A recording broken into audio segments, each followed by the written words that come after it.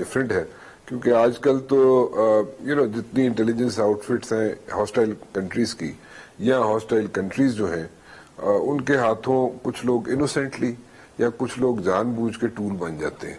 اور اگر ہم پالیٹکس کی بات کریں یا پولیٹیشینز کی بات کریں تو کچھ ایسی اسٹیٹمنٹس آ رہی وداؤٹ نیمنگ اینی ون, ایسی اسٹیٹمنٹس آتی ہیں جس میں فوج کی بیشنگ یا فوج کی گرلنگ کرنا نا بڑا کوئی اچھی چیز سمجھا جاتا ہے, اور اس میں بڑا سمجھا جاتا ہے کہ they are the ماچوز, they are the مین. لیکن یہ کیوں رہا ہے؟ یہ مباشر اسی لیے تو میں نے آپ کی وہ ریکویسٹ کو ایکسیپٹ کیا, اور میں نے کہا کہ اس پر تھوڑا سا انوائرمنٹ کو ذرا سمجھنا چاہیے اس سے پہلے کہ ہم اس کی ڈیٹیل میں چلے جائیں. What is the environment? اس وقت کیا حالات ہیں؟ حالات یہ ہیں کہ چائنا ابھی ڈکلیئرڈ ہو گئی ہے دنیا کی سب سے بڑی اکانومی. چائنا BRI تیار کر رہے اور BRI کنیکٹ کر رہے افریقہ, ایشیا اور یورپ کو. اچھا, اگر آپ ان تینوں کو ملا دیں 2/3 آف دا ورلڈ پاپولیشن. اس BRI کا جو فرنٹ فیس یا ماؤتھ ہے, ہیڈ ہے, وہ CPEC ہے. اگر BRI کو کسی نے نقصان پہنچانا ہو تو وہ CPEC کو نقصان پہنچائے گا پہلے, پھر BRI انسکسیسفل ہوگی. Who is affected by BRI? United States is being isolated. تو یونائٹڈ اسٹیٹس اور انڈیا نے کچھ دن پہلے ہی ایک ڈیفنس پیکٹ سائن کیے. یہ ڈیفنس پیکٹ کس کے خلاف ہے؟ انڈیا چائنا کے ساتھ تو جنگ لڑ نہیں سکتا, لہذا یہ CPEC کے خلاف ہی ہے. اب CPEC کے خلاف دو قسم کے یعنی کہ موومنٹس ہو سکتے ہیں, ایک ملٹری ریزسٹنس, ملٹری موومنٹ, اور ایک ہے ادر مینس.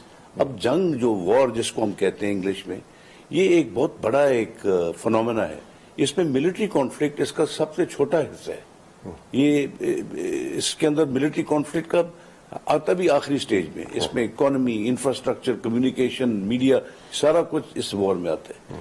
لہٰذا ابھی وہ وار اس سٹیج میں ہے جہاں پر بائی ادر مینز لڑی جا رہی ہے. ہمارے لوگوں کو سمجھ نہیں ہے. تو یہ تو باہر کا ایک ایفیکٹ ہے. ابھی جو اندر کا جو حساب کتاب ہے, جو اندرونی جو حالات ہیں, لوگ ٹولوں میں ڈیوائیڈڈ ہیں, سیکٹیرین, کوئی پولیٹیکل, کوئی ایکسٹریمسٹ, کوئی سیپریٹسٹ, اور ان کو باہر سے فنڈنگ آ رہی ہے اسی وجہ سے. اور وہ ان کو نہ جانے میں یا جانے میں وہ انہی کے ہاتھوں میں کھیل رہے ہیں, اور کھیلتے ہوئے یہ تباہی مچا رہے ہیں. وہ ابھی کوشش تو ہے, ابھی تک پاکستان کی فوج کو نہ پاکستان کو کوئی فرق پڑے گا اس قسم کے چیزوں سے, لیکن ایک مشکل وقت تو ہے, اس سے تو ہم کو گزرنا ہوگا. لوگوں کو سمجھنا چاہیے کیا ہو رہا ہے. نہیں تو آپ کیا سمجھتے ہیں اس کو کاؤنٹر کرنے کے لیے آپ کے اینڈ پہ کیا کیا جا رہا ہے؟ دیکھیں, میں اپنی اینڈ کی بات تو نہیں کروں گا, اس لیے کہ میں فوج کا اسپوکسمین تو میں ہوں نہیں, نہ مجھے پتہ ہے فوج کیا کر رہی ہے. ضرور کچھ نہ کچھ تو سوچ رہی ہوگی, لیکن اس قسم کا ماحول تو میرے وقت میں بھی ایک دفعہ پیدا ہوا تھا جب فوج کے خلاف لوگ بول رہے تھے, اور میں اس وقت کور کمانڈر تھا منگلہ میں, سینٹرل کمانڈ کر رہا تھا. تو یہ ینگ آفیسرز نے میرے سے پوچھا کہ آپ اس کے بارے کیا کر رہے ہیں. تو ان کو جو میں نے جواب دیا تھا تو وہ دیا تھا, لیکن میں نے سمجھایا تھا کہ یہ اس قسم کی چیزوں کے اندر آپ بحث شروع کر دیں, ایک دوسرے کو گالیاں ہی دینی ہے. تو فوج ایک اتنا بڑا ادارہ ہے, اس کی اتنی ڈیپتھ ہے, اس کی اتنی لیگیسی ہے کہ یہ جو چھوٹے موٹے لوگ ہیں یہ تو آتے جاتے ہیں, چلے جائیں گے. ان کو 6 مہینے 4 مہینے ان کو موقع ملتا ہے, گالیاں دیں, جو بولیں, چلے جاتے ہیں. لیکن نہ یہ عوام کو ریپرزینٹ کرتے ہیں, نہ ان کا کوئی موقف ہے, نہ ان کا کوئی افیکٹ ہے. یہ وہ لوگ ہیں جو اربن سینٹرز کے اندر کچھ لوگوں کو, فریکشن آف پیپل جو ان سے وہ بیٹھ کر کے, جی کل میں شادی پر گیا تھا تو یہ بات ہو رہی تھی, کل میں کھانے پر گیا تھا تو یہ بات ہو رہی تھی.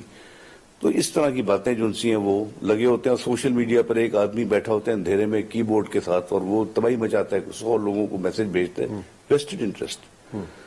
تو اس کا جواب کیا دے گی فوج, وہ تو آگے ہم نے دیکھنا ہے. لیکن ہمارے وقت میں تو ہم صرف ان کو دیکھتے تھے, اور ہم کو پتا تھا کہ چلے جائیں گے, اور فوج ویسے بھی اپنے اس لیے کچھ کیا نہیں. اس کا بہت ایک فیمس جولیس سیزر کی ایک کوٹ ہے شیکسپیئر کے اندر, that you do not threaten me, Cassius, whatever you say, because I am armed with the strength of honesty, and whatever you say will pass by like idle wind.